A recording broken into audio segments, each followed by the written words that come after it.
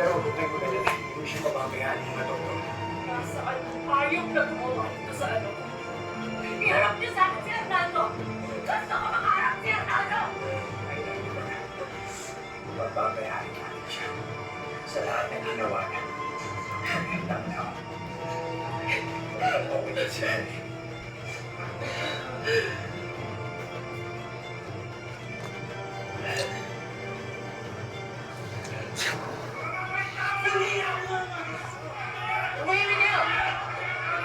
Tumahimik kayo!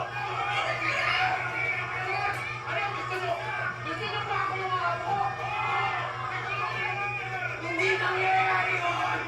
Hindi nangyayari! Chief! Ikulong mo si Hernando!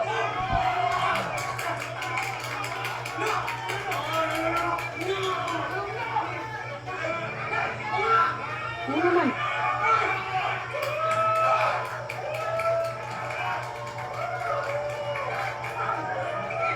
Minaan ko ginagawa ko. Nakita mo yung gulo ng mga tao niya sa labas ko. Kaya ako pumayag na makulong ko. Dahil kapag hindi niyo na kontrol ang mga ito, papasok ka.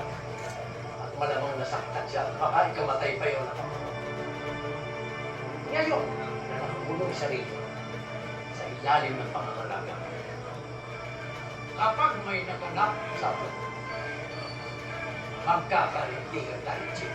Nagkakaintindihan ba tayo? Opo, Congressman. Pagmasdan mo. Pagmasdan mo ang buhay ng Pilipino. Kaya mo silang magdiwang dahil sa huli. Luhaan pa rin sila at pinapangako ko sila. Luluha sila ng dugo. Hindi mabubulok sa bilangguan ng malalaman ng taong bayan kaya. Ang pinakamalaking mali nila ay ang paggahin ng mga arjen. At ipagsaya kayo mga gonggong! Diego! Diego! Diego! Ipang sigod na yan. Huwag niyo po pababayaan ang anak ko. Sakpan din mo si Riharon. Ayos mo na ako. Naguli. Tayo pa ba? Kayo nabalad. Diego, saan ka pupunta? What they've done to my grandson is illegal confinement.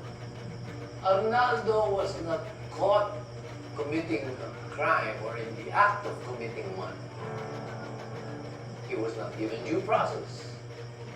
Even his arrest was illegal because there was no warrant served. And the video of his alleged confession is clearly tampered with.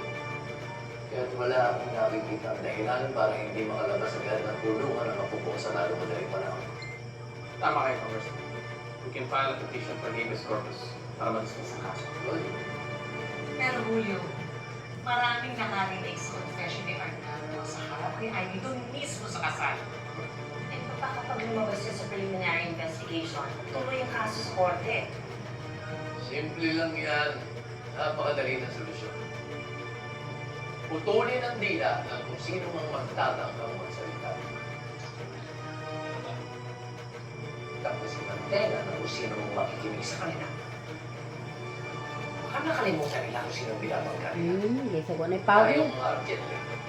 Kaya natin balihin, kaya natin baluktutin, baliktarin at paikot-ikutin ang batas. How we want to. Kaya rin natin burahin o baguhin ang kahit na anumang ebidensya ang meron sila. Diego, ano ba? Tama na nga! Ano ba nangyayari sa'yo? Kasalanan ko to lahat, anak. Sa akin pa na ako yung baril ni Arnaldo. Sa lahat ng pwede niyo magagawa sa akin pa. Basta na naghintay na lang ako sa plano nila ni Ivy. Hindi sana mangyayari to. Kasalanan ko to, anak. Kamu na lang doon.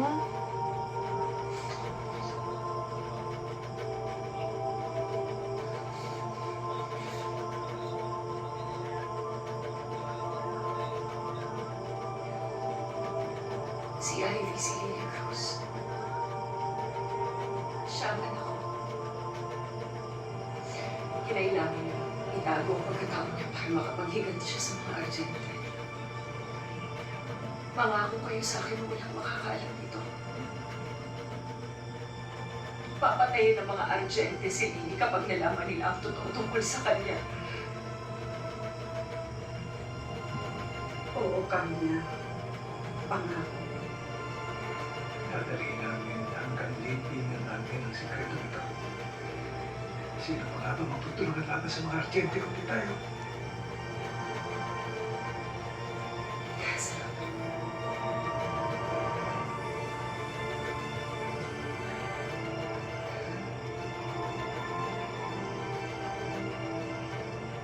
Nagsagawa ng citizens arrest ang taong bayan ng operasyon ng agente dito kay Mayor Arnaldo Toribio matapos pumutok ang confession niya sa pagpatay kila Carlota Navarro at Tim Panay. Ikulungan yung mga lalaki ko at yan si Emilia Torino! Anong kaguluhan ito? Kinangkanyang ipagpatay si Ivy Aguas para hindi matuloy ang kasal. Kumi? At sila rin ang nagtata ng bomba. Trying to stop the wedding? Nasanday! Hawak ko ang ebidensya. Dito nakarecord ang lahat ng tawagan at palitan ng text messages ni Emilia Torino at ng kanyang hitman. Hoy, Checo, magpapagod naman tayo maniniwala sa bastardong to. At paano mo papatunayan na cellphone ko nga ang ginamit sa number na yan? Abel? Sino nag-utos sa'yo? Sabihin mo kung sino ang nag-utos sa'yo. Salita ka.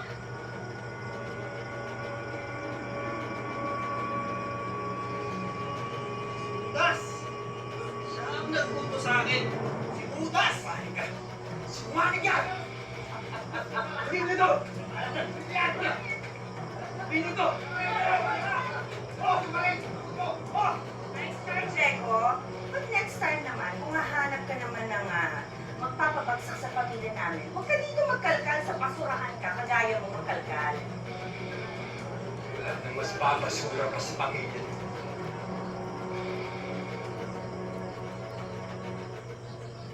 At sisiguraduhin ko na pagbabayaran mo lahat ng kasalanan ginawa ko. Really, Checo, sisiguraduhin din namin na babagsakan. At akala mo, hindi ko alam na kayo ni Ivy nagplano para pabagsakin kami ng pamilya namin. Oh, stop it, Emilia. Tigilan na natin ang walang kakwenta-kwentang palabas na ito. You. At kayong lahat.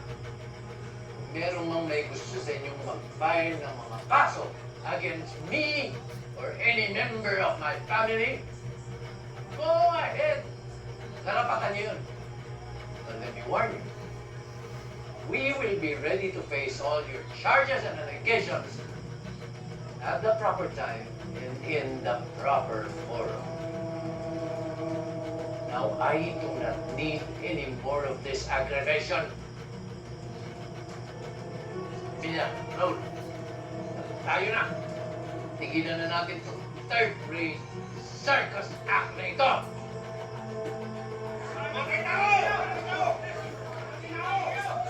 I could say she's okay. I think she can go out in a few days. Okay. Ito, stable na ang condition ni Ivy. Maswerte siya at hindi tumama sa puso niya. Salamat po na. Excuse me. Ha? Excuse me.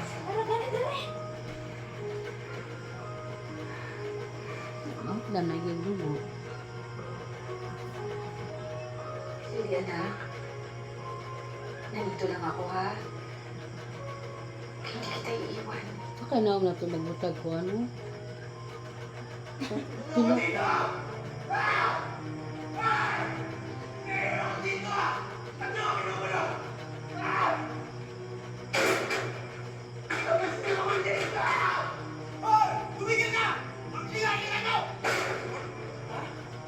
Ngayon ka lang dito, Mayor ako. Magbangas ka.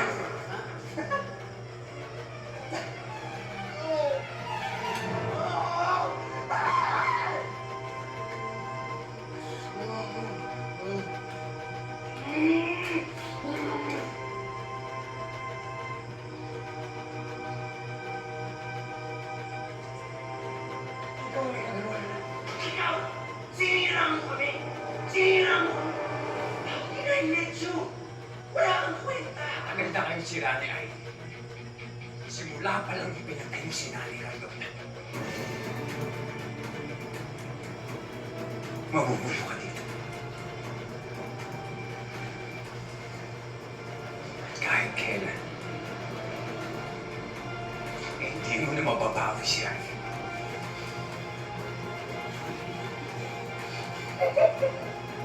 Mabubulo ka dito. Nasa si Ivy? Miss, kinasabihin mo kung nasa si Ivy. Gusto ko lang nalaman kung nasa siya. Yan na yan. Sige na, sabihin mo sa akin nasa siya. Lalaki sa lalaki masyadong malungkot dito. Come on, just tell her we have a honeymoon to do. Mayor ako, marami akong pera. Kaya kong gawing hotel room tong kulungan na to for all I care. Just tell her. Come on. Please. I miss Ivy. I miss everything about her. I miss her body. I miss her lips. Just tell her. Come on. I miss her lips. I miss everything about her. Nagiging ka sa akin? Sa akin siya! Hoy! Hoy! Akin siya! Diego!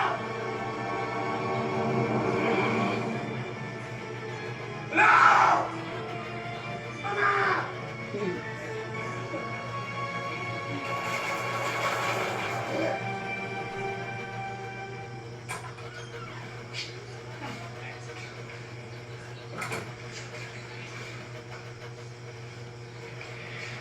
Kapagaling.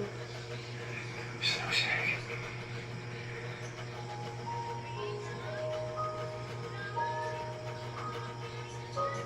Nay. Nay, kamusta na ka? Kamusta na ko si Ivy? Hindi pa rin siya gumigising mula kanina. Nay, pasensya na ako kaya. Pasensya na ako kaya hindi ko naprotektahan si Ivy. Hmm? Hindi, Diego. Salamat sa iyo. Dahil plinado niyo pala ang pagbagsak ni Arnaldo. Diego, maraming salamat. Hindi mo pinabayaan ang anak ko.